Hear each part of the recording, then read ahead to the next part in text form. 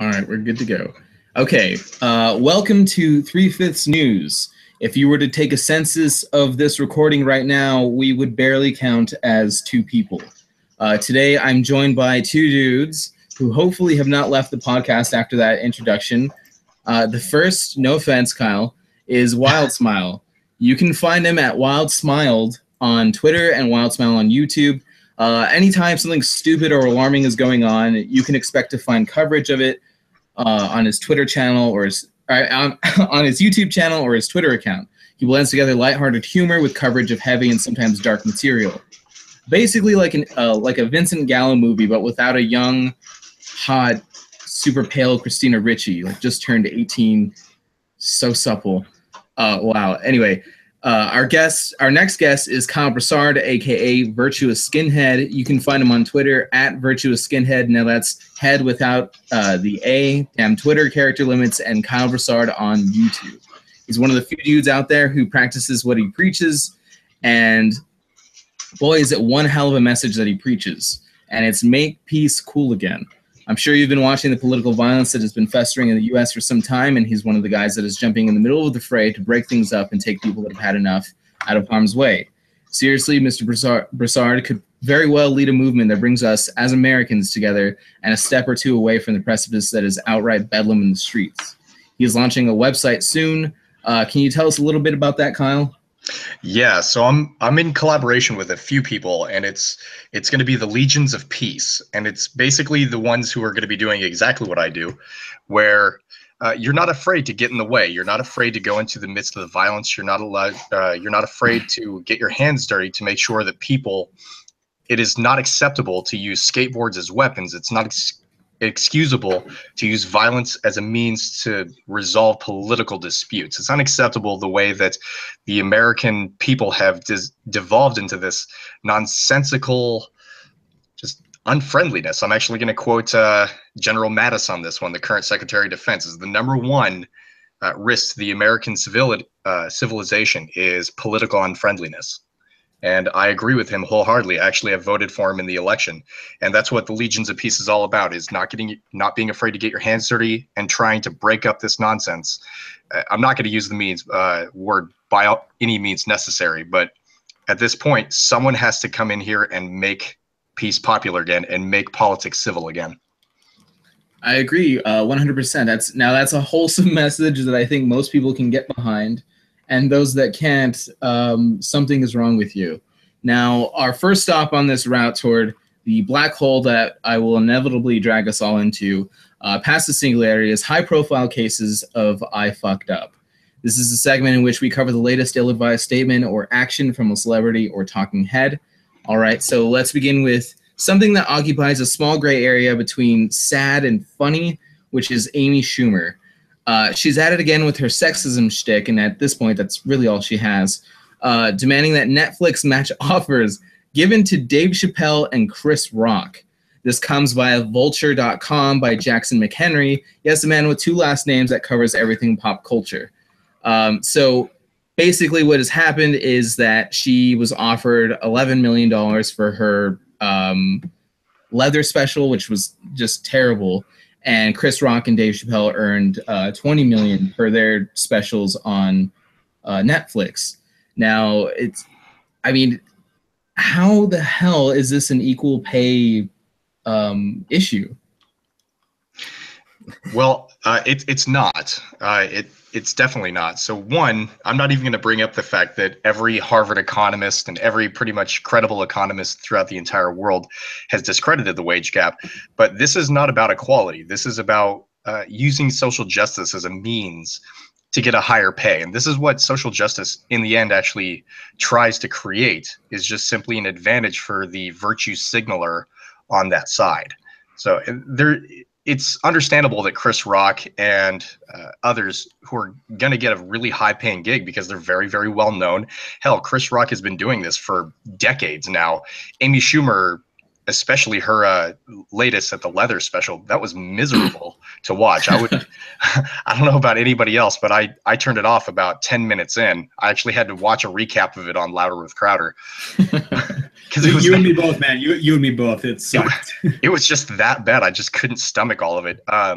But for her to demand the exact same pay as Chris Rock and others in the same popularity scale that will get a lot of watches, a lot of views, a lot of people coming into Netflix just to watch this and demand the exact same treatment, this is actually what will lead the social justice warriors and anybody who's participating in arguing against the wage gap way down the hole.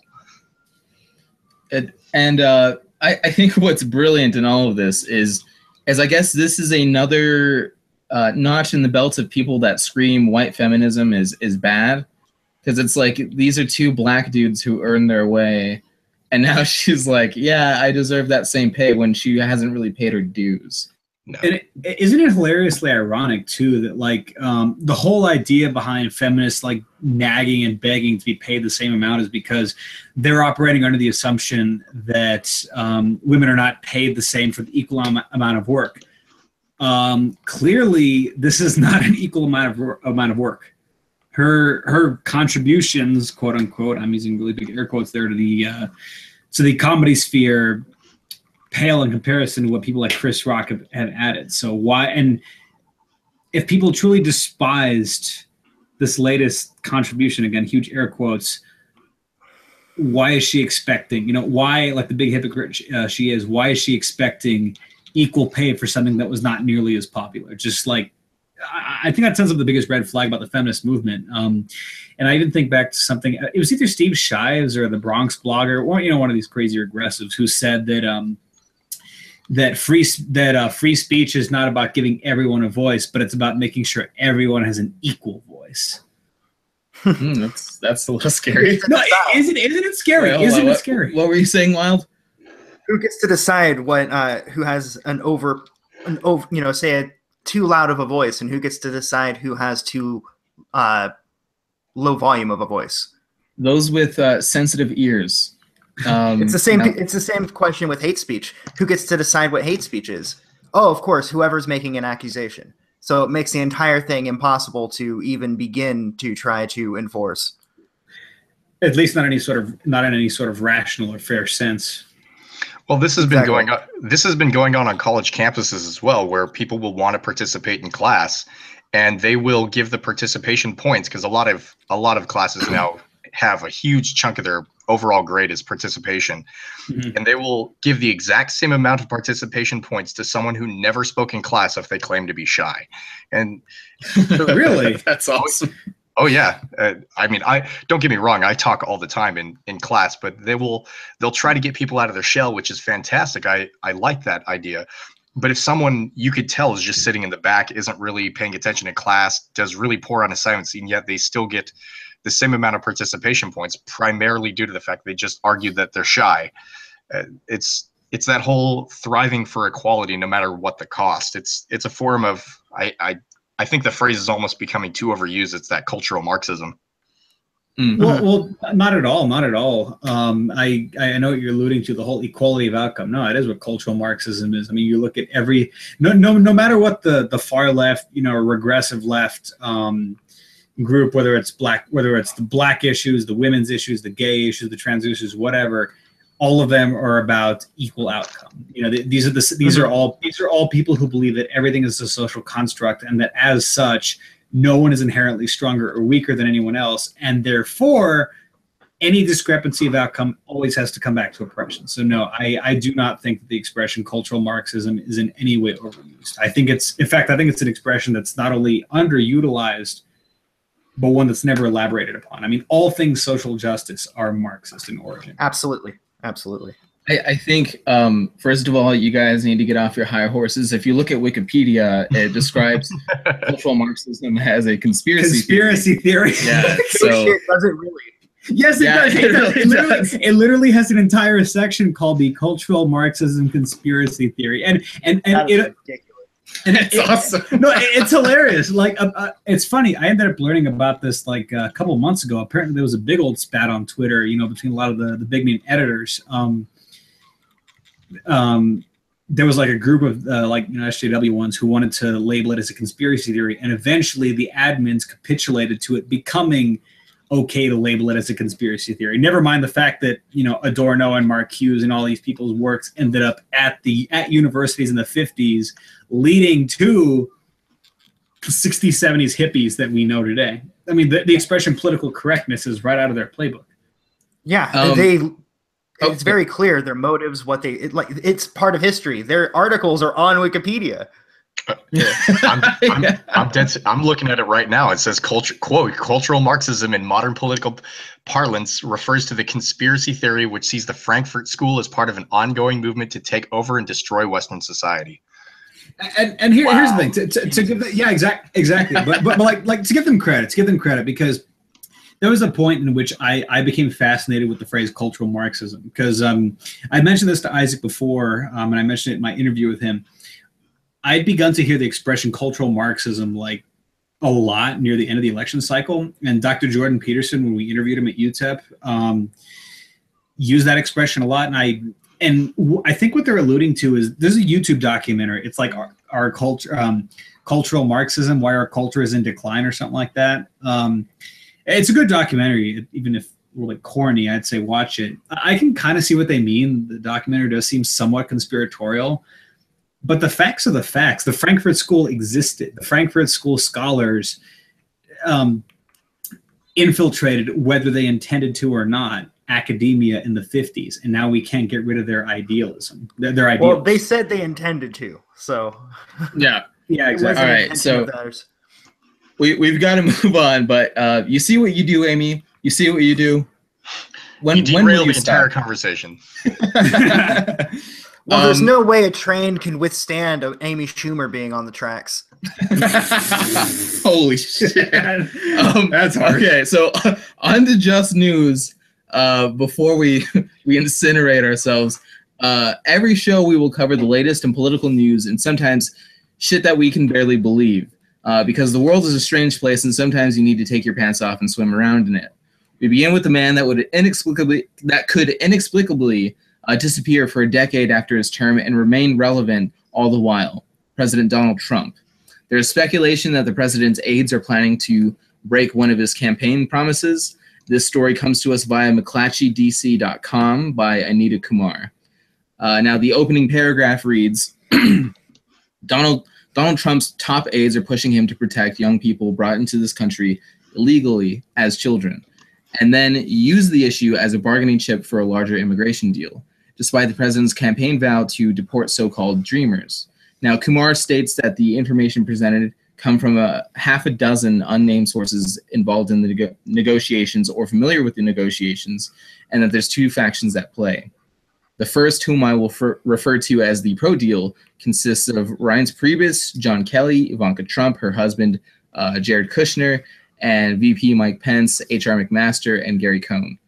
The second, which is noted by Kumar to be the smaller of the two, the antis, consists of Attorney General Jeff Sessions, Trump's senior policy advisor Stephen Miller, and White House Deputy of Staff Rick Dearborn.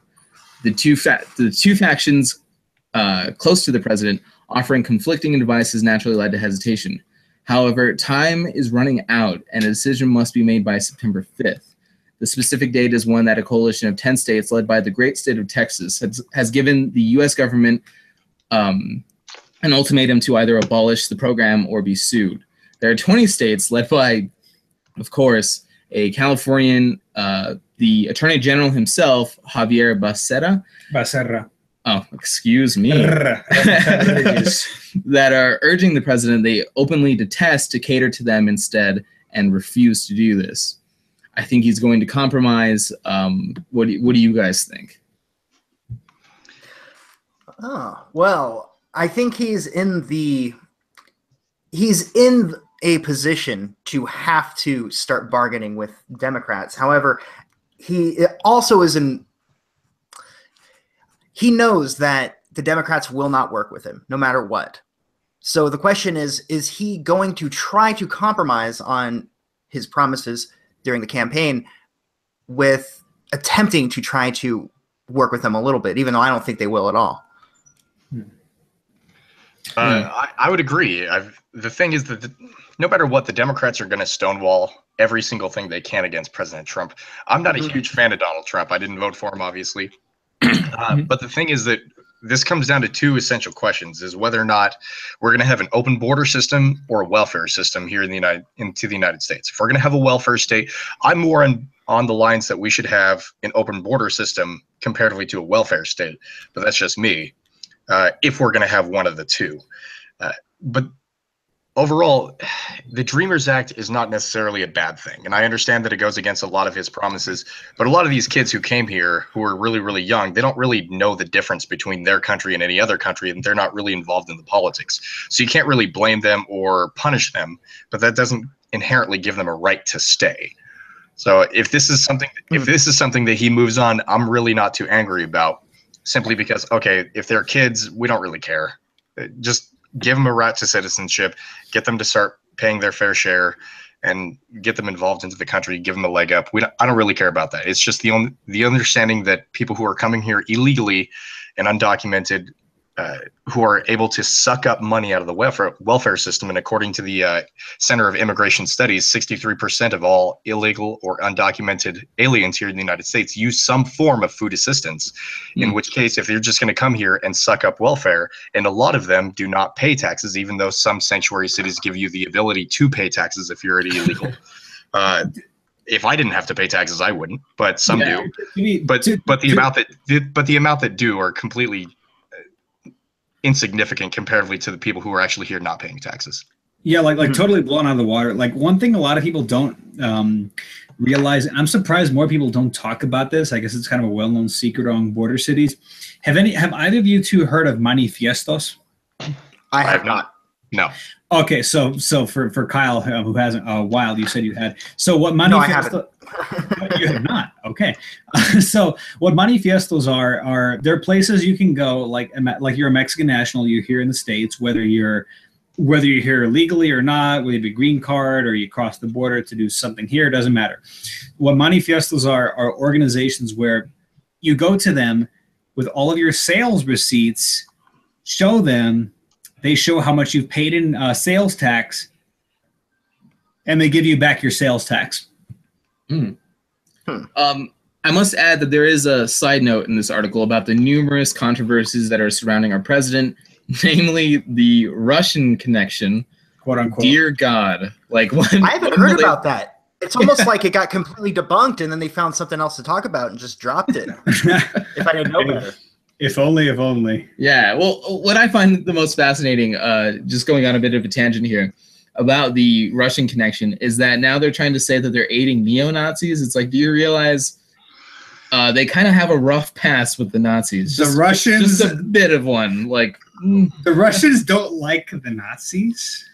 Yeah. Well, that one I will discount. Not just the whole Russia and Nazi thing, because honestly, if I were Russia and if I wanted to subvert the United States, I would go to any and all enemies that could subvert Western civilization as possible, including and not limited to neo-Nazis. Mm-hmm. So that could definitely be an argument. On the other hand, the likelihood of that is very, very small. Including, I think we have according to the Southern Poverty Law Center, there's only like 5,000 KKK neo-Nazis in the United States. So it's like a third of them are like FBI agents. Yeah. So, I mean, honestly, who would really care? It's like they're not in any form of political power. They don't hold any offices. They don't hold any political power, including, let alone the majority. So it's not like they're getting any implementation of their policies passed or ideology passed. So the conspiracy theory on this one, it would just be not really practical for them to invest money in the neo-Nazi movement. Let's get this one guy in this tiny town mayorship, and from there we take over. It's like the guys who wrote the Bible. It's like, hey, let's get the people who are completely, absolutely illiterate and unable to write anything, get them to write a holy book.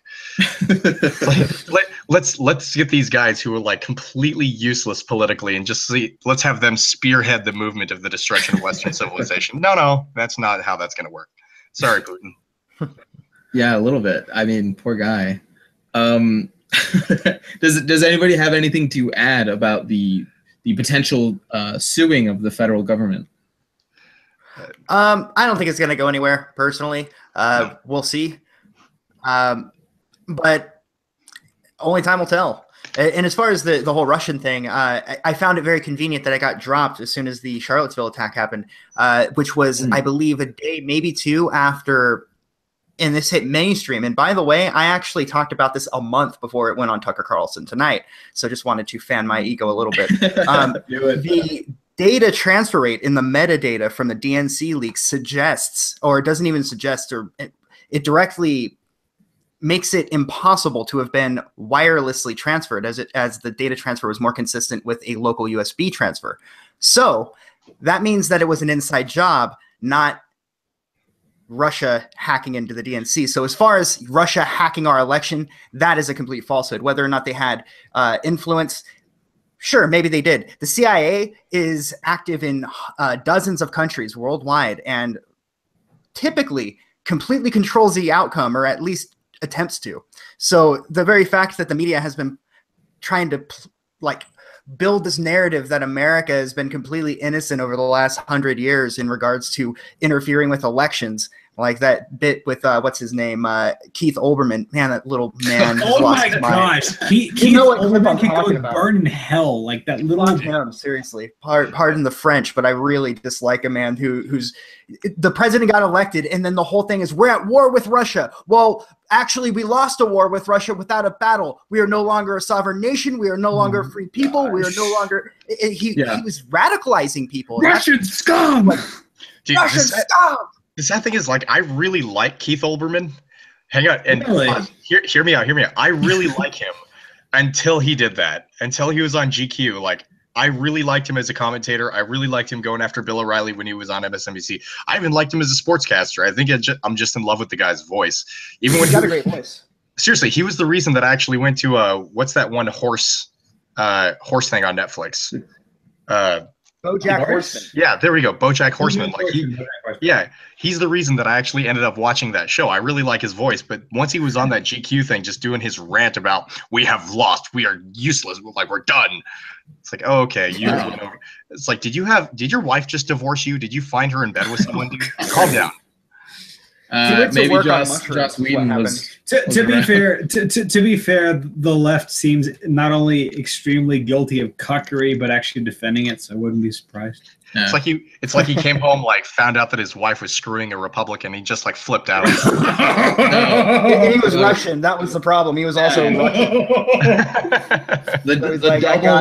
The dreaded double R, the Russian Republican. Oh, boy. Very rare. Russian Republican is probably a Nazi too, by the way.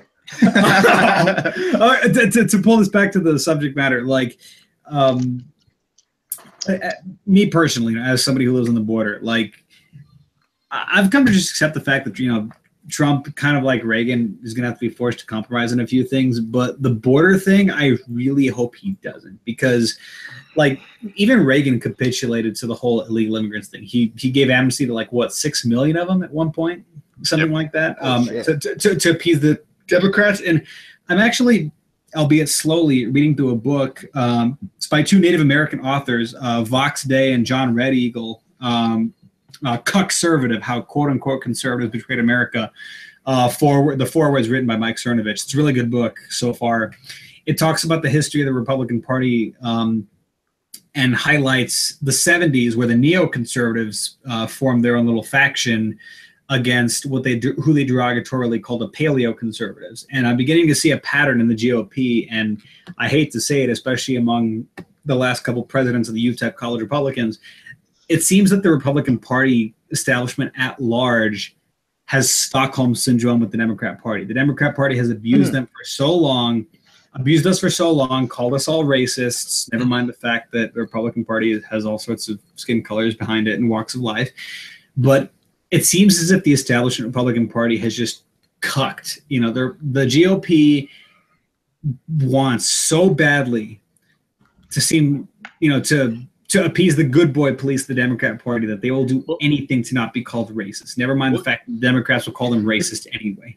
Which is ironic because the DNC was completely made up of neo-Nazis and KKK members in the 1920s. Yeah, but let's. But they were good neo-Nazis and KKK members. He makes a good point. I was going to say that the problem is that the Democrat Party uses the lie of the big switch, which never happened. Well, Yeah. guys, you have to remember that that's actually why there is a rise of the alt-right. I mean, the alt-right was supposed to be kind of the actual conservatives who were sick and tired of the neocons who were in the Congress. Oh, exactly. And it's funny. Like, people may call me self-hating or whatever, but I have a lot of sympathies with the alt-right, even if I didn't agree with the extent to which they wanted isolationism or whatever. Like, I honestly, like, this may be controversial. I actually kind of sort of believe in white genocide. And the alt-right has a lot of genuine concerns, but they've let themselves become so consumed with white nationalism that I just can't respect them anymore. They're a very good representation of a white version of Black Lives Matter. I mean, how weren't they chanting, "You will not replace us"? It's the same victimhood mentality. I hate to say it just directly like that, because there are a lot of decent people on the alt-right that aren't white nationalists. And the reason I say that is because initially the whole alt-right, and I believe you mentioned this a second ago, was initially, hey, a new alternative right-wing movement. I can get behind that. And then a month later, you're like, oh, wait a minute. Fuck. Well, damn, there's a guy with a Nazi flag right there. What the hell? Yeah, it's all become nothing but my white race, my Jewish question, insert triple parentheses, because the Jews are apparently like the most evil people on the earth, never mind the fact that they're not. Well, but hey, and the interesting thing is, even with Black Lives Matter and a lot with them, there is a level of truth to the things that they're speaking about. There is a lot of like racism against whites in the mainstream. Like, you can turn on, if you go on Twitter at any given time, there is somebody asking God, please kill all the white people, like, constantly. And Twitter doesn't do anything about that. But if the shoe's on the other foot, they do. And it doesn't mean that there is a concerted effort to root out the white race, supposedly, but hey, they have a little bit of data to back up their claims, much like with Black Lives Matter. They do have data to back up their claims, but they tend to falsely represent the facts in order to fit their narrative. Well, in my opinion, it more focuses on like the whole what they were screaming about, like, you will not replace us and Jews will not replace us and so forth. It's like they make up, what, 2% of the entire world population? Guys, calm down. But like, when they're talking about the great replacement, where like everybody is, quote unquote, interbreeding with other races, like, who cares? Like, go screw whoever you want. Go have kids with whoever you want. If you guys are focusing on the idea that skin tone shouldn't matter, like, the great replacement, honestly, it would technically be better, including the fact that, one, we're more prone to skin cancer due to the lack of melanin. So if you're going to talk about the superior races, I mean, we can't stay out in the sun that long. Yeah, everybody has their thing. Yeah, and it's funny. Like, I feel weird coming to Richard Spencer's defense, but from what I could tell based on his interview with Roaming Millennial, Richard Spencer is not against race mixing, because, frankly, let's not kid ourselves. Race mixing is not at a level large enough that it would even fit the alt-right's greatest paranoias. And even Richard Spencer admits, hey, people call him a white supremacist, and he's like, okay, yeah, but what are white supreme at? I mean, go look at like athletics and sports. They're all from like Africa. They all. Wait, hold on, with a caveat, okay? Unless you're in the mountains, then black people are screwed. They have sickle cell anemia. White people got curling down to a T, man. Like, we are damn. Tell me that's not talent. We are damn good with those brooms. So moving on to the next segment, the next step in this evolution of a debauchery, I guess. Village idiot Van This Was a White Lash Jones has encouraged athletes to become even more politically vocal, as if NFL ratings weren't hurting enough, as if it wasn't getting stupid enough, where an Asian fucking announcer, Robert Lee, couldn't announce a certain game because Robert E. Lee shares the same name. And furthermore, the average dude doesn't want to sit down and watch the game after work to escape his life for just a couple hours. He does provide a nice qualifier that athletes on both sides should express themselves. But, I don't turn on the Broncos game to listen to what these dudes think about the current state of affairs. I want to watch the goddamn game and hopefully win the nice honeypot in some dickhead's fantasy league. He appeared on the Rich Eisen show Monday and dribbled on about how time and money and visibility are something that nobody has enough of. And before I really get into this or let you guys have at it, I'd just like to point out he's wearing a nice tie and jacket, but has jeans on like an asshole. I'm certain that someone will send me pictures of conservatives doing the same thing. I just really don't like Van Jones. He creates this social imperative for people with public visibility and states that the greats are remembered for what they did off the field. No, they're not, dude. Can no one enjoy anything anymore? Like, must everybody be a political activist?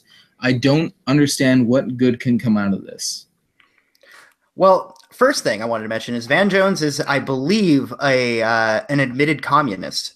He was working in the Obama administration, and there was a scandal. I'm recalling this from memory, but feel free to look this up. He worked in the Obama administration, and there was a scandal that was broke by Glenn Beck, but I can't remember exactly what happened.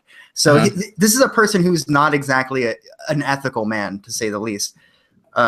Even though he doesn't seem that bad of a guy, he seems like a down-to-earth person. Like the behind-the-scenes stuff I've seen with him, like people randomly come up to him, and he seems really nice.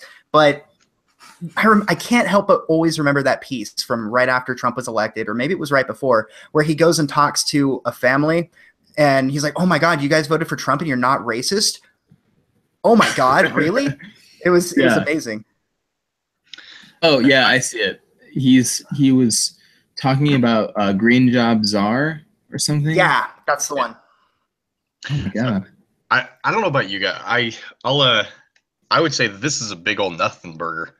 Pretty much. It's one thing to kind of, I can see a little bit of frustration here, because I like to be able to keep my art and my artists separate.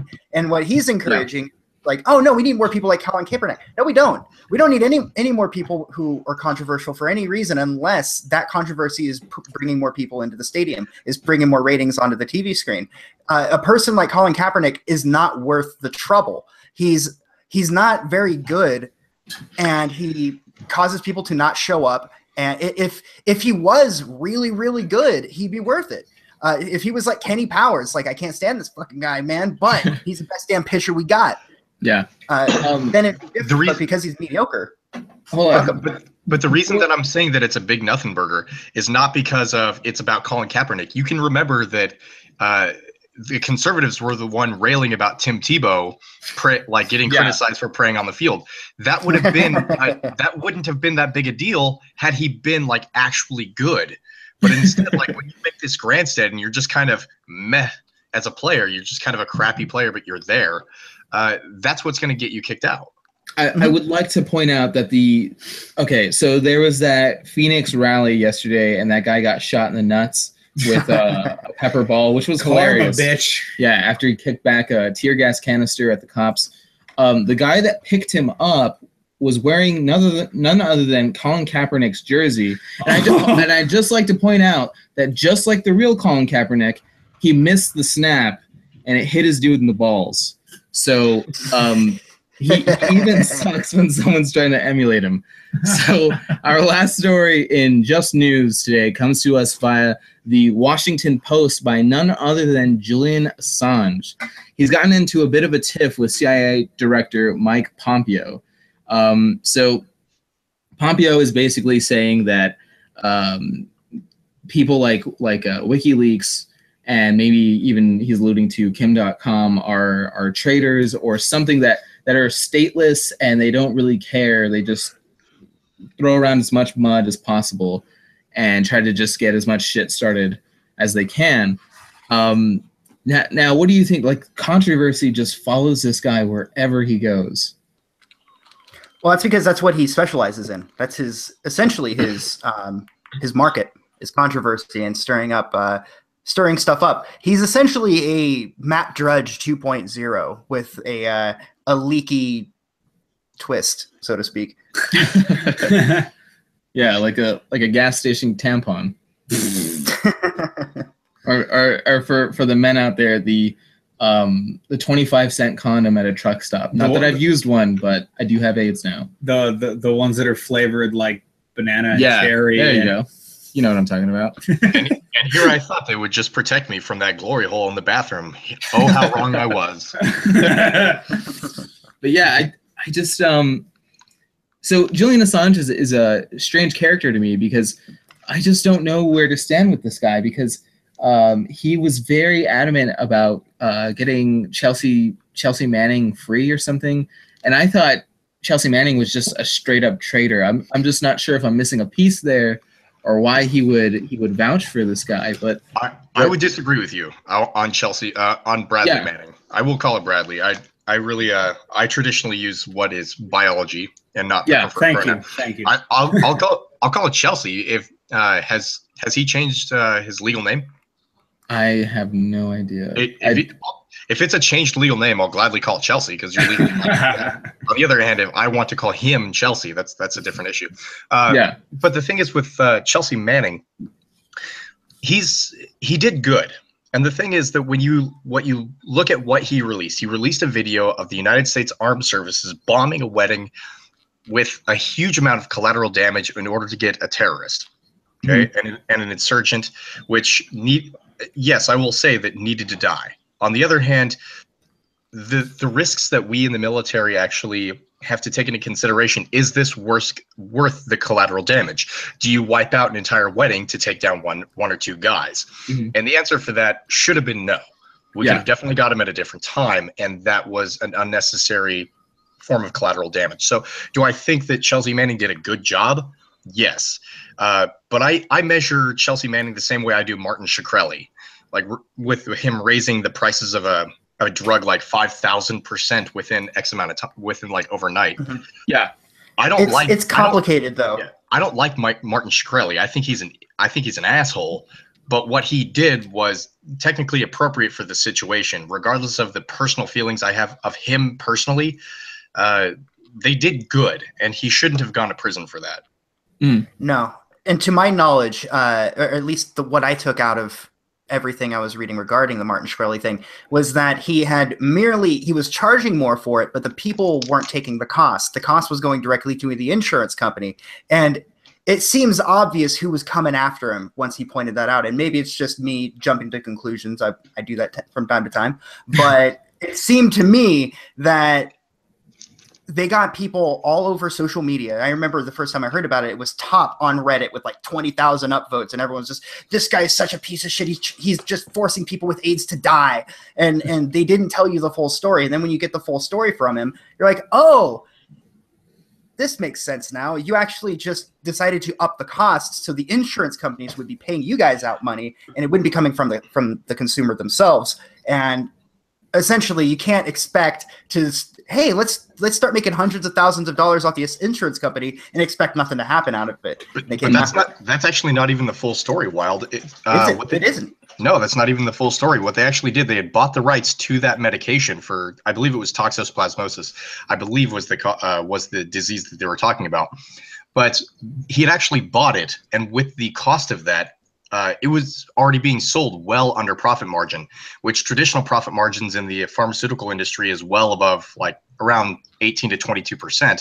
Holy cow. He was actually selling it well below that, only to be into the actual acceptable profit margin. I think it was in like 8%. So he was selling it below what is standard profit margin, but he had to make it somewhat profitable. Yeah. And what it was being sold at was just, that's why it was going to be discontinued had he not bought it. So, So which would you rather prefer? Do you prefer it not be in existence at all, or would you prefer to pay for it? And his justification of this, yeah, we have to put it up into profit margin, but the thing is, the cost of that is actually not going to hit the consumer. It's actually going to hit the insurance and the government the most. So it's very unlikely that the consumer will get hit by that, especially if you're in genuine need. And if so, they offered to donate it for free. Okay, so moral of the story is I need to look a lot more into Julian Assange and Chelsea Manning. Yeah, and Martin Shkreli. And Martin Shkreli. Yeah, well, I've seen him lecture listen to him lecture a few times, and I gotta say, I like the abrasive attitude. Maybe that's just me being an asshole, but no, I think that's what we synergize with, man. And maybe it's our generation, or maybe it's just the like-minded people, but I think people being a bit obnoxious is what gets you recognized. I mean, just look at Donald Trump. I mean, I kind of like the guy, but there's no way he would have gotten elected if he wasn't exactly who he is. Yeah, exactly. I mean, he had to be brusque.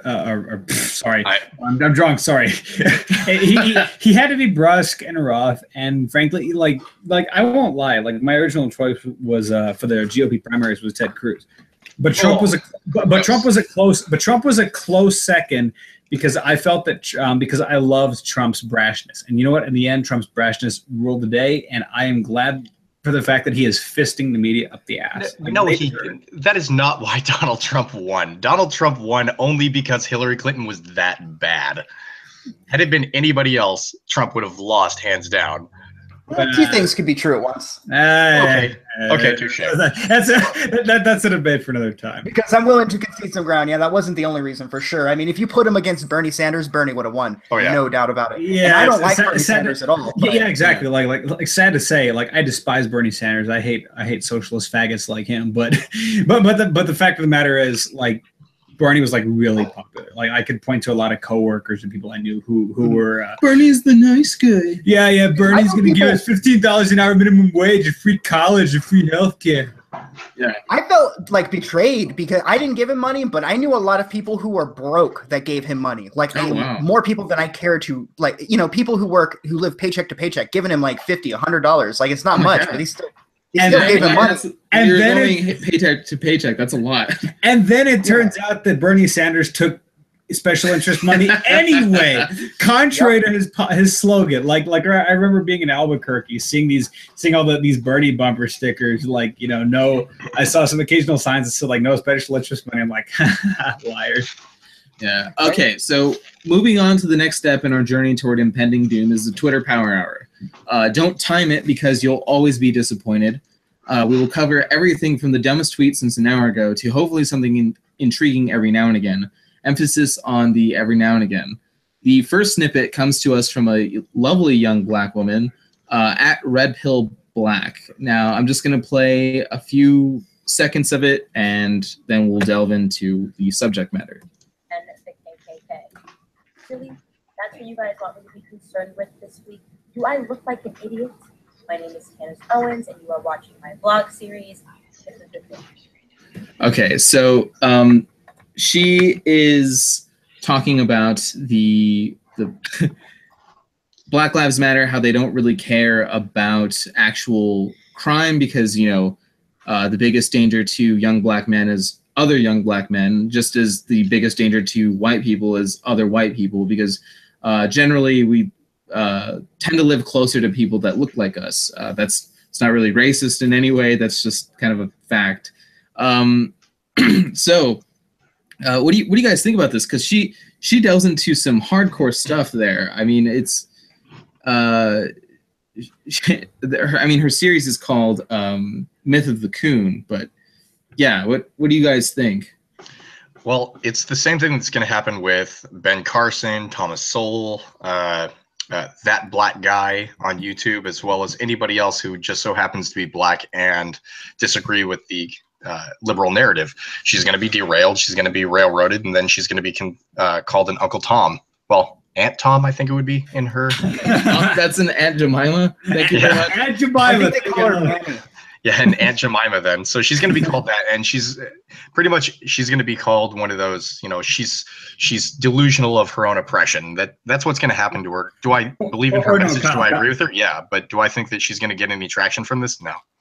Or Kyle, I think you meant to say she's internalized her oppression. There you go. She's internalized her oppression. She secretly hates herself. She secretly views herself as inferior to the white man. She wants to go back to the cotton fields and just what the hell is wrong with you people? God. No, dude, like I will never get over freaking Kyle Kalinske and his and his impersonation of log cabin black Republicans. Shucky duck and messy, I'm gonna do a jig for you. I can do a jig for you, and I'm just like, why in the hell does the left get such a pass on being so horrible and it's funny, like if it was being horrible to like black conservatives, that'd be one thing. But the fact that they get to call them coons, like if you're a white guy calling a black guy coon, you're gonna get your ass shot. Well, what just happened with the dismissal of Steve Bannon? Like, suddenly it's okay to start spouting off about goy or goy. Thank you. I like when I first saw that, I was like, okay, this is something I would expect out of the alt-right, calling everyone. No, I think this is actually a testament to how popular the alt-right has become. That they've become so invasive that they have other people using their newly popularized or repopularized racial slurs. Oh my gosh, it's oh my gosh, like the whole JQ thing is stupid, but like, oh my gosh, hey, but this is what it is. It's just the left isn't any better than the right. Both sides are just equally terrible. They are. The only difference is one of it. Go ahead. Sorry, I just realized I was interrupting you. My bad. No, it's fine. It's just the same thing. It's fascism disguised with manners. Thank you. It really is. They're just as bad as one another, but they have different tactics in order to, try to attain power. I think it was 2008. Joe Biden went in front of the black congressional caucus or something. I can't remember who exactly it was, but it was a bunch of black voters. And he said they want to put you all back in chains. Who the like, someone ought to slap you for saying something like that. That is some serious like divide and conquer shit. It really is. It really is. Yeah. So onto a lighter. Before we transfer over, by the way, Wild Smile. By the way, Wild Smile. That was a horrible microaggression by interrupting me. It was. Oh. You are definitely part of the marginalized peoples of critical theory. I'm disabled. I can't grow hair. I'm disabled. How dare you microaggress with your ableism? Yes. My follicle privilege. Hold on. We need to like firmly establish though. Like me and Isaac are like brown people. So who has more oppression points, us or Kyle? Well, I'm white, so I get 0 oppression points. Yeah. Amen. Thank you. Darkies for the win. All right. So onto a lighter note, because holy shit, am I depressed now? Oh, what are you saying about? Let's go to a lighter note. Is that about you being darkies again? Internalized racism. This is the internalized oppression right there. Holy shit. Oh, god damn. So, as you may know, Joss Whedon, director of such shit shows as X-Men, Why Haven't I Masturbated in This Movie Theater Yet, and other things no one gives a fuck about, was found out to be one of the most unfaithful famous husbands of the year. He was hanging and banging for 15 years behind his now ex-wife's back, but had his feminist shield to protect him from suspicion. And if you want proof of this, look him up on hiding behind the girl that's facing up to the bull. He's literally hiding behind it and smiling at the camera. And well, now the cat's out of the bag, or rather his dick's out of his pants. We find feminists debating on whether this makes him a fake feminist or not, and it's amazing. Breitbart's Alan Bakari gives us his hot take, and oh boy, I hope that Joss saw this. Probably not, but if he's blocked, probably. Alan Bakari, you can find him at Libertarian Blue. So Joss, and I quote, "So Joss Whedon used feminism to bang an endless succession of chicks and make some pretty non-feminist movies without anyone noticing." And then he follows that up with, "To be honest, my respect for the man has skyrocketed." So what do you guys think of Joss Whedon and his now crumbling social cred?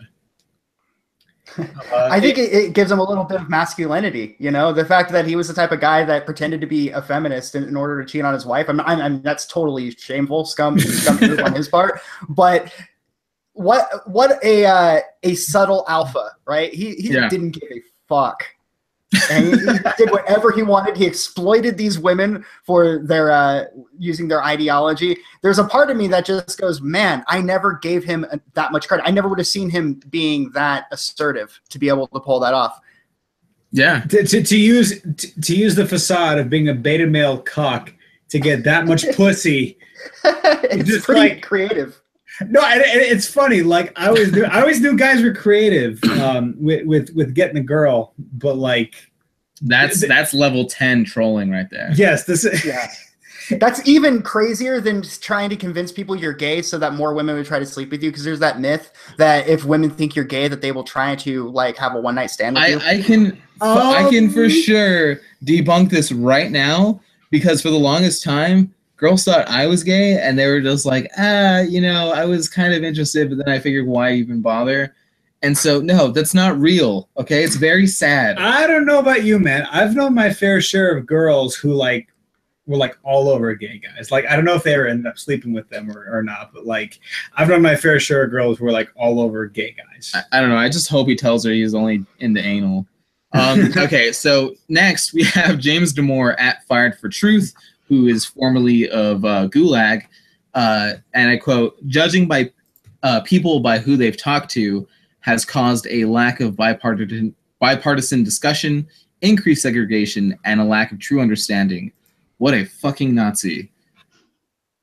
Peter, you had someone? Okay, so while I'm still not blocked by Steve Shives because my Twitter account is something nobody's gonna guess, there's his Twitter account's like cancer. I mean, mine is like a Star Trek-ism, which I would love to like reshare, but if he saw me, he'd like block me, which sucks because I'm a huge Star Trek fan. But anyway, so Steve Shives reshared one of ContraPoint's tweets, freaking trans trender, whatever that thing is. So Contra said, and I'll see if I can't do Contra's voice right. "Part of being a morally mature human is being willing to entertain criticism without throwing a fit and becoming a fascist." And Steve Shives says, "Should go without saying, but doesn't." And I'm like, can I just say that your impression gave me a boner? Dude, we're sharing earphones. It's fine. Okay. So, moving on to this. By the way, before you move on, like, the only reason I don't have Steve Shives on my Twitter, like following his Twitter, is because there are so many parodies of Steve Shives. I have literally no clue which one is real. Really? Seriously, I have no clue which one is real. Like, every single one is like, "I'm a bitch and I have dem shive pussy lips," and like, give me my Twitter trendies. Like, I have no clue which one is even real. So I've tried to follow him. I just can't find him. Oh, do you hear that? Allahu Akbar! Oh, it stopped. Okay, so now there's this guy. He's at Gaming and Pandas. He goes by Low Ping. Oh yeah, I know. Yeah, he was talking. He was making a whole shitload of puns about the guy who got hit in the nuts yesterday. Now here are some of the funnier ones that I pulled up. And I quote, "He went from Antifa to Antifa. He identifies as a soprano now. Looks like someone isn't going to be able to father a woke 8-year-old. Got him right where the gender fluid is made." And I feel bad for the guy, but I don't feel bad at all. What do you think is going to happen when you kick a tear gas grenade back at the police? True. You think they're just going to go, "Oh, well, thank you for our present bag"? Like, no, that's not what's going to happen. They're going to shoot you in the dick with a rubber bullet. If he ever like goes to online dating because his friends won't talk to him anymore, like, this is all they'll pull up on him.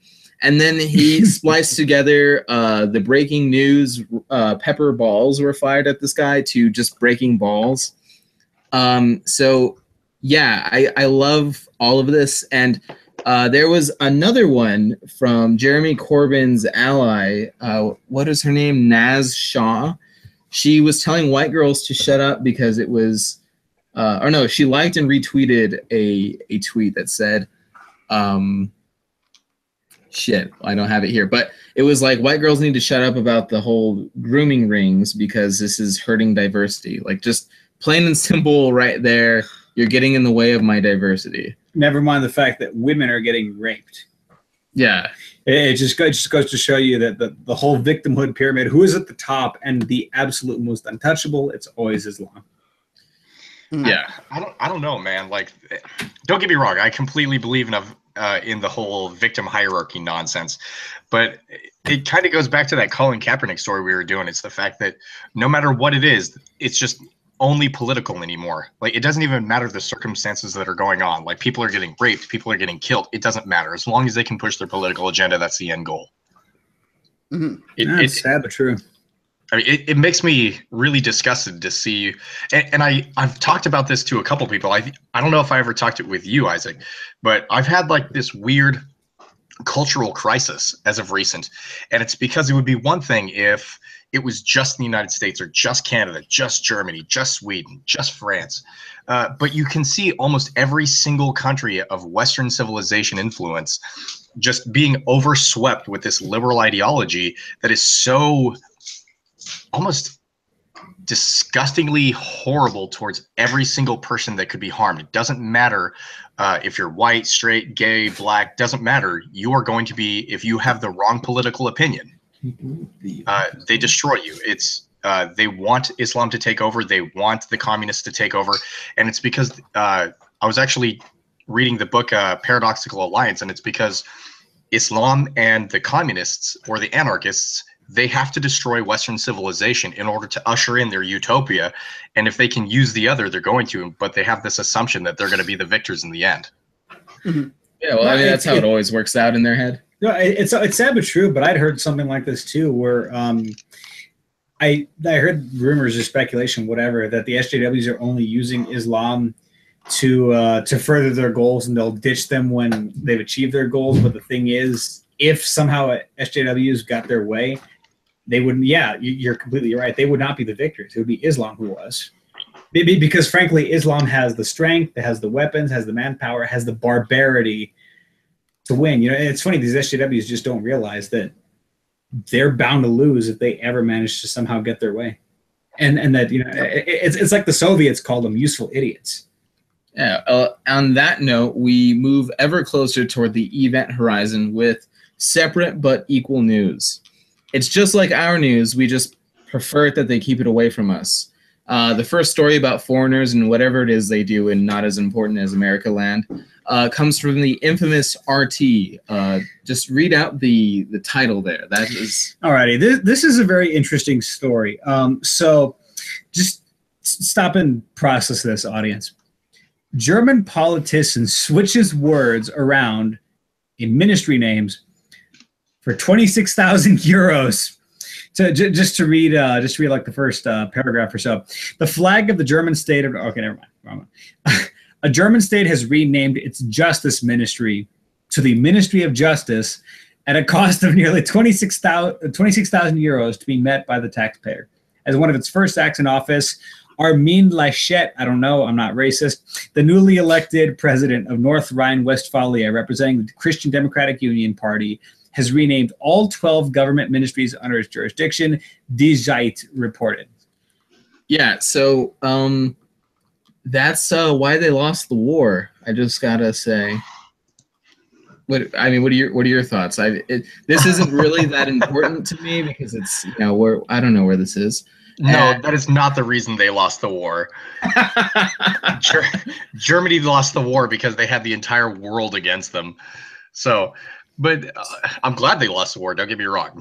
Yeah, as a white guy, I mean, really I say happy. that about Mexico too. It's like, oh man, this soda tastes weird, and it's like, yeah, that's why they lost the war. And then, you know, people get really mad because thanks, Obama. God. No, but this is actually what a lot of libertarians use as an example. Like, this is why government is unnecessary to this degree. Why are you spending $26,000 of taxpayer money to simply change the name when it doesn't serve any valuable purpose to the operations of the ministry itself? It sounds better, so it just sounds more Orwellian. No, yeah, exactly. Ministry of Love, ministry. But stop me if I'm wrong. This is my take on it. So Bernie Sanders, right? He's only ever proposed, I think, 3 bills in his entire tenure, 2 of which were like renaming banks. This is that level of nonsense, in my opinion. Like, using your executive power to rename something. So now onto some other nonsense, which is like Dick Van Dyke level nonsense. Devon workers' crushed hand sewn in stomach. How does this happen? I've been staring at this for like 20 minutes, and I don't know how this is managed or This is why. The only way I can imagine this happening is if this guy, like I see this as like an assembly line or something, right? I imagine he's like lying. He must have fallen onto his back with his hand on his stomach and had it sewn in. But and why in the hell he was on an assembly line, I don't know. I still don't know how this is even possible. My theory is that he had a meal right before and it was so good he wanted to eat it again. And that's how his hand got caught in his stomach in the first place. And then the machine accidentally sewed it on. I don't hear a competing theory, so I guess I'm right. I thought he was just digging around for his keys, one of the ones that he swallowed at his most recent magical magician's meeting. Well, normally, see, I'm with Wild Smile on that one. Normally I hide my keys in my ass, and so that's where if my hand was found sewed to my asshole, like that's pretty much the exact same thing. Yeah, close enough, right? Like, I wasn't experimenting, I promise. Like, look, the X-ray will show. Yeah, so that's what would foreigners do without us? As Italy bears the brunt of the migrant crisis, has it been left by the EU to fend for itself? I guess that's. I should have probably had a better segue, but I mean, it's Italy, so Italy's entire segue is the Mediterranean, and you're seeing how effective that is. Oh my God. Clearly. Oh no. Yeah, those are some deep wounds right there. Yeah, it seems like the EU bends over countries over the table, not even like the dining table, just the coffee table, and just rams it in them. And then when they don't need them anymore, they just kind of walk away and say, "You've got cab fare, right?" And like that's really the extent of their diplomacy. That basically sums up what the EU's done to like a majority of its countries. It bends them over, rapes them up the ass, and leaves them high and dry. Go look at Greece. Well, then they're pretty even much a looking, less looking for prestigious more version of the UN. What's up? Go ahead. Yeah, what were you saying? All three of us went at once. My bad. I said they're pretty much a less effective and less prestigious version of the UN. Ouch. Yeah. True, totally true. But what the EU is doing, like they're even going for more. Right now, I believe they were actually going after the Czech Republic, Hungary, and Poland for not accepting their fair share of economic migrants. Yes. And if they didn't do it, they're going to get sanctions and held under like foreign rule essentially. And that's that's why Austria has actually threatened to put armed guards at the border of Italy, is because they can't handle the amount of migrants coming in. And now they're starting to shut down a lot of the access to Italy. What did they do? They started going through Spain, which inevitably led to the 2 or 3 terrorist attacks that just happened in Spain. So, but although I will mention one thing in the article, but because they utilize the quote from a member of the Italian, the foreign minister or something like that. The thing is that it's really hard to take anybody seriously if they work in the government anymore, because we've got people like Maxine Waters. Yes. Like if you talk to anyone in the government, there's bound to be someone in the government that basically says like, "Oh, this is exactly what we want to say to the most horrible extent we can." So it's really hard to. But when you look at the objective point of view of the way the economic migrant crisis is affecting Europe, I think they're doomed. Yeah, I mean, Europe is lost. I'd say at least, like, me probably being the most optimistic one, I'd say most of Europe is lost. Well, hold on. A couple of corrections here. First of all, Kyle, those weren't terrorist attacks. Those were operational malfunctions in cars. Yep. I thought they were cultural enrichments. Yeah. It was a cultural enrichment gone wrong. Yeah. It's been 3 days since we've had an accident. You know how Spain has the running with the bulls. Well, he was just trying to help them, simulate it, and somebody spooked him, and he hit the gas instead of the brake. It happens. It happens all the time. And really, the only reason he was spooked was because the person who spooked him was an Islamophobe. He wouldn't have sped into that crowd of people if they didn't, make him. Yeah. If it wasn't somehow the white people's fault. Yeah, and it was white people's fault for sure. That's their new way of saying white people. It's spelled WYWIPO. Ridiculous. And what are you, Stewie Griffin? It's a white people. White. Right. All right, Jared Taylor. So the second correction is Europe isn't lost. They just need Zoe Quinn and Anita Sarkeesian to talk at their council. That will greatly increase their chances to succeed. Isaac, they really just need to go up. Really, we just need Anita Sarkeesian and Zoe Quinn and Randy Harper and others, Jonathan McIntosh, to take their message of peace and take it directly to places where it's needed, like Saudi Arabia, or directly to ISIS. Go to Syria and be like, hey, you guys need to treat your women and children better. And I just think it would work out best for everybody. Yeah, and so on what's best for everybody, we are going toward show and tell. Now, this is a segment in which one of us shows the others something that's dear to his heart and hopes that they will enjoy the same thing as he enjoys and bring them closer together. All right, so I'll just play a bit of it, and like 10 seconds. And it's by Matthew Deere. He just released this a couple months ago. Oh, yeah. So I'm not sure if you guys can hear it on your end. But there we go. And so yeah, what did you guys think? Because I sent you the link earlier, I think yesterday. So lay it on. I don't like anything. So that's a good start. Yeah. I remember when you sent it to me, I told you I don't like anything, and you're like, no, listen to it, and I said, I don't like anything. But hint, hint, and you're like, just listen to it. So I listened to it. I like other things now. Now that I've heard that, I like other things. Jesus. That was how bad it was. So, at least you succeeded at something. You did some good in the universe. As for my input, you know how last time I showed you that looping 6-second audio from the bootleg Super Famicom game Hong Kong 97? That's very specific, yes. Yeah, I still like that more. Oh, God. What about you, Kyle? Surely not all three of you can hate this. I feel that having dirty, rough sex behind a dumpster with Ted Cruz would be more enjoyable to listen to. Whoa. Oh, my God. Gosh. Why are you guys so specific? Why are you so specific? Because we need to make that happen, record it, and put it on SoundCloud. I will listen to that on my drive. That was atrocious to every degree thought possible. Dead serious. This is Donald Trump and Ted Cruz making love kind of noise quality. Oh my God. With Ben Carson munching popcorn in the background. Wait, hold on. Not done yourself, Isaac. Why Ben Carson munching popcorn? I just have to ask. Because if you don't include a black guy, you're racist.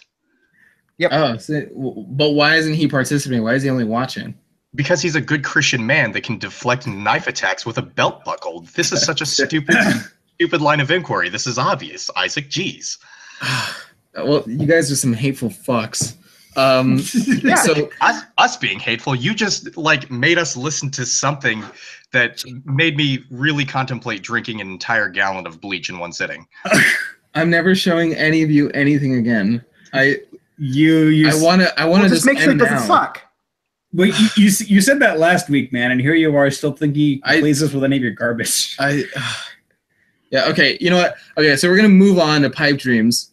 Whatever. We're gonna move on to pipe dreams. Okay. So this is a segment where one of us has an idea, however asinine, in which we pitch to the others. And we try to see how this might actually work in reality. So I would like to make a Netflix original series called Jesus of LA. And this is where Jesus is basically, he has that Lazarus thing or whatever. And he just mysteriously knows English. He wakes up in LA and he's really rusty on all of his miracles, he tries to make water into wine, but it's just cheap beer and just other things like that. Or if he walks on water, he's just kind of sinking in the whole time. Now because Netflix had the Leather show or the Leather special by Amy Schumer, I think their standards are low enough to make this happen. So like, who do we cast? You know, how do we move on from step one? Okay, I got this. So first, he needs to be a man named Jesus, but he's white. And his roommate, his name is Jesus. And he is... No, wait, I have that backwards. Okay, the guy who's white is going to be Jesus. The guy who's Mexican is Jesus. And they're both... One of them is the Antichrist, one of them is the real Christ. And they don't know which one. How do they not know? Well, now. That's a plot right there. That is an interesting plot. All right. So what kind of a theme are we going for here? Like what? Workaholics. What kind of, workaholics? Yeah, it's gonna be like Workaholics, where there's a bunch of cringe stuff, and they're both like really childish young adults. I can clearly see it in my mind. Like what we also need is like any miracles they attempt have to be like catered to their demographics. So like if it's like Jesus, like he tries to turn water into wine, but it turns into like Corona or something like that. And then like whoever the white guy is, instead have it be like Bailey's or something like that. I know. I think it needs to be the knockoff of Bailey's. Have you seen that one? The one that comes in like the huge fucking... Wait a minute. There is a knockoff of Bailey's. Yeah, there's a knockoff of Bailey's. It's like a fourth of the price. For anybody that wants to get their girlfriends really drunk, really cheap, I forget what it's called, but I think it's just Irish cream, and it's got like this redheaded lady on it. Oh my! And it's like $14, where it should be like 40. Oh. So tastes just like it. And of course, when the girlfriend is drunk, that you agree that she has, actually consented. Thank you, Isaac, for telling everyone in the audience to rape their girlfriends. No. Affirmative consent. You can't rape your property. No, but seriously, you know that Netflix has a documentary of like, look who's back. It's as if Hitler actually came back. Yes. Yeah. So it'd be just like that. I think that where's his career going anymore? Let's just get Jim Caviezel, the guy who played Jesus in Passion of the Christ. Where's his career going? Just like get him. Make him struck by actually do lightning it. 3 times making that Jesus movie. I think he decided movies weren't for him. Yeah, did he really get struck by lightning? Yeah. Seriously, I heard it was 3 times. Well, it's funny because like Third has the charm, you know. That's true. No, but it's funny. Like I've had this like really morbid interest, in, like the science behind like crucifixion and all that, and something like that. So I researched like the behind the scenes of like Jim Caviezel, and like, dude, the guy actually had to have heart surgery because of all the physical and emotional stress. Because they filmed this like out in like Morocco or something like that, and it was like freezing cold of winter. So that sort of blue discoloration he has up there is like actually legit. Yeah. So, but I didn't know he got struck by lightning like 3 times. Yeah, he got struck by lightning. It might have only been once, but I remember it being. Yeah, I know he got struck by lightning, and I know that like all the crap that he had to go through in the filming of all that stuff. But like, if you get Jim Caviezel, and then all you have to do to make anything successful on Netflix is star Ruby Rose. Like every single girl, like every single girl is bi. Like women are just like spaghetti. They're straight until they get wet. God, yes. I was gonna say orange is the new black logic. Exactly. Just like no matter what, just put Ruby Rose in it. It'll be an instant success. Everything else is secondary. It doesn't even matter. Just get Ruby Rose. I was hoping we could get like Louis C.K. to play the Jesus role, because he would be like kind of, people would be like, you're kind of fat for Jesus, don't you? Thinking like you're balding. He's like, I've been asleep for like 2,000 years. You know, like I had to eat a lot before I hibernated. Dude, did you ever read Johnny the Homicidal Maniac? No. Oh, dude, I did. Oh yes, well, hell yeah. So like there's an entire segment where Johnny commits suicide and he goes up to heaven. He just sees like heaven is littered with a whole bunch of garbage, and he's like, man, I thought heaven would be a lot nicer. It's like, listen, we have a lot more things to worry about than just the aesthetic appearance of heaven. All right, that's exactly how I see Louis C.K. doing that shit. He's like, yeah, well, I don't really care. I can turn water into wine. It doesn't matter if I'm fat. I saved your sins. Shut the hell up. Yeah, and they're like, but now it's just cheap beer. He's like, oh, excuse me. You know, what can you do? Huh? It's like, did you ever try the wine back then? It was terrible. Like Yingling's is so much better. Like, have you ever had a White Russian? It's amazing. I I love like my this. Russians. I'm aiming for 2 stars. Or wait, is it thumbs up now? Thumbs up, thumbs down? I don't know about the Netflix rating system. God damn it, Amy Schumer. Dude, Amy Schumer is the reason it went to thumbs up because she had like less than 1 star. Yeah, rightfully so. Okay, well, we're aiming for at least a 30% ratio on thumbs up, thumbs down. We'll develop this idea. We're gonna aim high. Well, high for Amy Schumer. So like we don't have to be the best. We just have to be better than the worst. That's true. Well, if you cast Amy Schumer in the actual show, even if it's a failure, you can always just fall back on the whole they're just sexist because they didn't. Yeah, sexism card. Yeah, I was thinking you were gonna say. Yeah. There we go. There we go. Or we can fall back on like it was Amy's fault. Yeah, there you go. Yeah, I mean, yeah, she's terrible regardless. Yeah, so she would play like the sacrilege Virgin Mary figure, I guess. Amy Schumer is the physical embodiment of what you showed us earlier. Oh, God. You know what? Let's just move on from all of this. Jesus Christ. So we're going on to shitty people in history. Now, this can be anybody from like Pol Pot to I don't know, Bernie Sanders, or and just any overall shitty things that they've done, and just kind of smear them through there. Now, somebody who's kind of an esoteric figure, even in his own time, is Ron L. Hubbard, the creator of Scientology. Now, for anybody not familiar with him, he was like a science fiction writer, and then he turned that into a religion, and it's just been like kind of cultish ever since. And he was like a boy lover. He used to invite little boys onto his boat. Move over, Michael Jackson. Yeah, so I think NAMBLA would have really loved him, but maybe he started NAMBLA. So yeah, he's honestly probably the newest major religious figure, because I mean he's already dead, but Islam is what, already like 1,400 years old, and his religion is less than 100.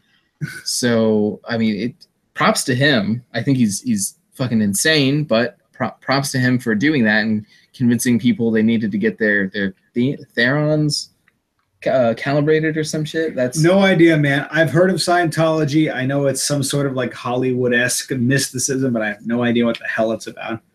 Yeah, so I watched a documentary recently on Scientology, and the new leader, just like Ron L. Hubbard, went into hiding, and he like doesn't do public appearances anymore. He's only done one ever, and like he's buddy with Tom Cruise, and it's like they basically get people to pay an exorbitant amount of money to like move up in levels in the church, and then you get to like a certain level, and by that point you've already paid like $1 million into the church. Oh, gosh. Like I don't think that's much of an exaggeration. It might be like $500,000 or something, but this sounds awfully reminiscent of the really old Catholic Church and paying indulgences for your soul. The fact that you used to be able to buy salvation with physical, dirty human money. This is how you get out of limbo, man. You just pay. Yeah. This like $100. I think it was like 50 years off of what was it called? Purgatory. Mm-hmm. And these guys, it's like if you want to get to level like 63, you have to pay another $20,000 for this training and that training, and they're basically like really radical acting classes. This sounds reminiscent of like an RPG, of like a free-to-play RPG where like the in-game currency is useless, so you have to like buy like the real money currency just to get anything that you want. Dude, the weird thing is, like, when I was in the Marine Corps, I was stationed over in Washington D.C. and actually got their e-reader done on me. So, really? Yeah, dead serious. Like, I was trying to we're trying to measure how many thetans were on me. Thetans. Yeah, it's THETAN. But how many thetans were attached to me, and it was absolutely hilarious because I figured it out because anybody with half a brain can figure out how this damn machine works. It's a pressure sensitive. All it is pressure sensitive cuffs, and so they basically have you squeeze these things, and they're like, okay, think of the most horribly depressing thing that ever happened to your life. And so I don't know if it's the Marine Corps, but I just don't flinch or clench my muscles whenever I think of bad things that have happened in my life. So I was like, my dad killed himself when I was 15. Oh shit! Oh my gosh! And then I'm like, okay, go ahead. And he's like, well, okay, now you just think of how visceral reaction you had. It's like, well, I discovered my dad had killed himself, and he's like, okay, well, here, the machine's not reading this. And I was like, and he like touches it, and suddenly like the needle starts jumping up and down, saying like, oh, well, see that? It's like, whoa, that's not how you do science. Yeah. Science is like, it's like science, like I should be the variable, not the piece of machinery. That should be the constant. And he's like, oh, well, no. Okay, now go ahead and think about it. I'm like, okay, my dad killed himself when I was 15. It's like, all right, well, look at this. Look at how the needle is just standing still. I'm like, that means that there's nothing attached to me. He's like, yeah, exactly. But they are. I think you're full of shit, sir. Yeah. So like everything they do is just absolutely nonsensical. But they have these people like absolutely believing in this stuff. And it turns out that they wanted to actually elevate me to like higher than level, like the very, very lowest level, because apparently I didn't have any thetans on me or something like that. I could be a chosen one. Chosen one. Yeah, I was like, dude, get the hell away from me, you fucking weirdo. But yeah, it's.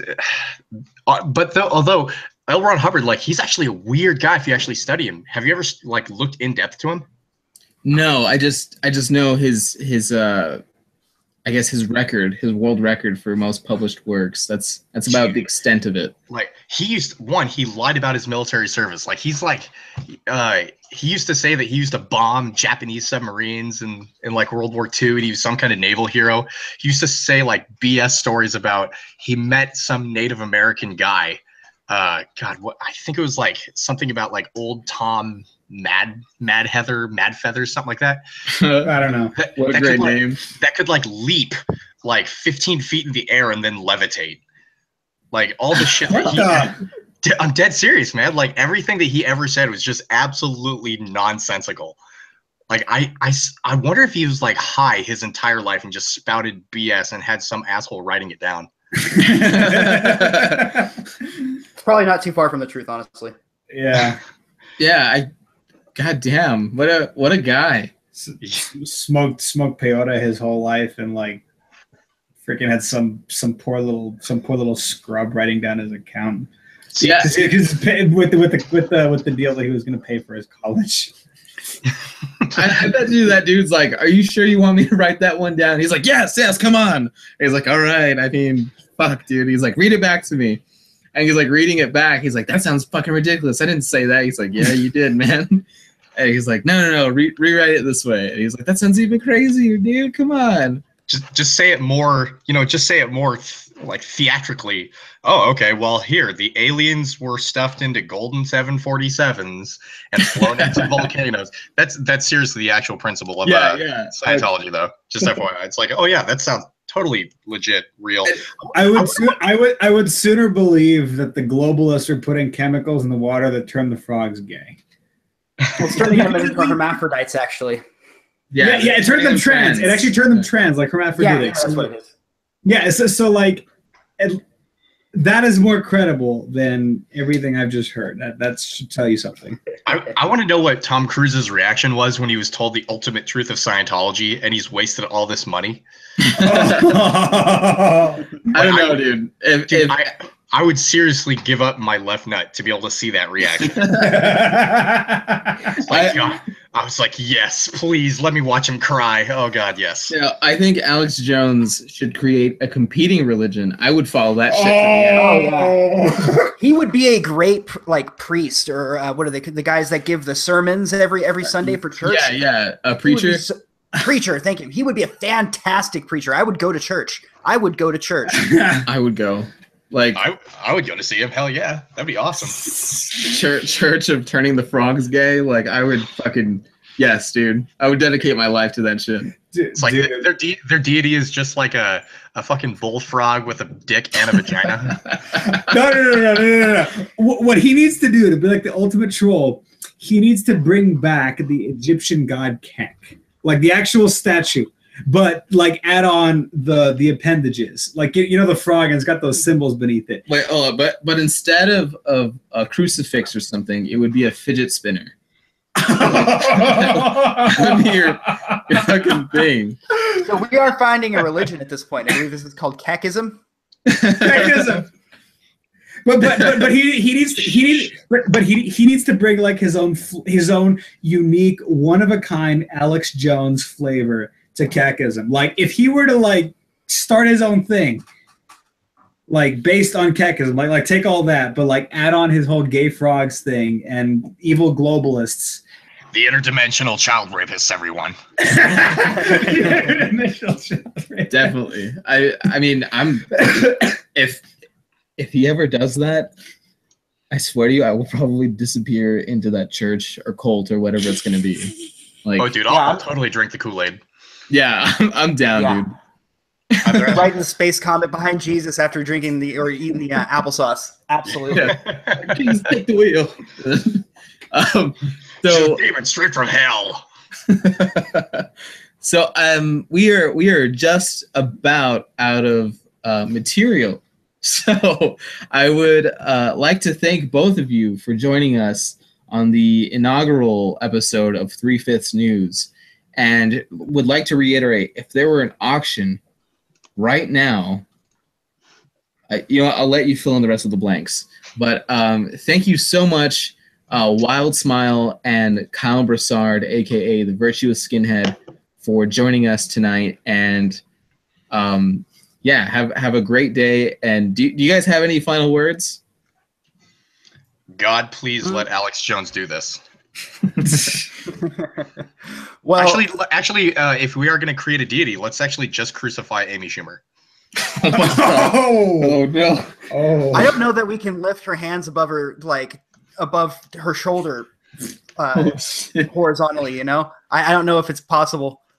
It's It's like nailing her hand to the cross. It's like, sir, I can't do it. It's like hitting a beluga whale with an axe. It just doesn't hit. There's just too much fat in the way. Holy shit! Yeah, Wild Smile, do you have any final words? Not really. Can you guys hear the soundboard at all on your end? nah. No. Okay, because I was hitting a few things for a while. Never mind then. No, I don't really got much to say. I could rip on Amy Schumer for another hour, but I think we're about an hour and a half in. We probably had our licks, but it was fun. Thanks for having me on, and you guys feel free to hit me up on Twitter at Wild Smiled, as some jackoff already took my name, and. And yeah, if you guys, I think, at least I believe both of you guys are familiar with my channel, and probably most people who are going to watch this on my channel are familiar with me as well. So it's pointless to promote me, but feel free to promote yourselves. What do you? Yeah, you can find me at Isaac Victor Yeppy. The Z didn't fit in the Twitter handle. God damn it. Yeah, and you'll find this on our channel. Chances are you are watching it on our channel. Border Bros, formerly Border Bros Productions. Like, the productions was pretentious, so we removed it. And my fuck. That was my hey. The productions was my idea. And you can find me at Virtuous Skinhead on Twitter, as well as you can always throw me an invite on Facebook, as well as my name on YouTube, Kyle Broussard, Kyle, B as in Bravo, Roussard. And just may I add, the whole Border Bros, it just makes me think of Bang Bros. It sounds like you're a porn company. Yeah, it kind of does. That's what I thought. See, I was here waiting for you guys to do a show for me because, because Isaac is so attractive, and I was all excited, but no. Does this mean that you swing for the other team as well? No, some people just like to watch man slamming. Okay. So hold on, let me get this straight. You're not. I was turned on when I came onto the channel, and then we started talking Amy Schumer, and it was just. Yeah, my dick went inside me. Dick flop. Yeah, just like retreated in like a snail's eyes. Right, I won't need to get gender reassignment surgery because the effect from looking at Amy Schumer is exactly the same. Holy shit. All right, I'm going to end this now, the broadcast at least, before we get in more trouble than, oh God.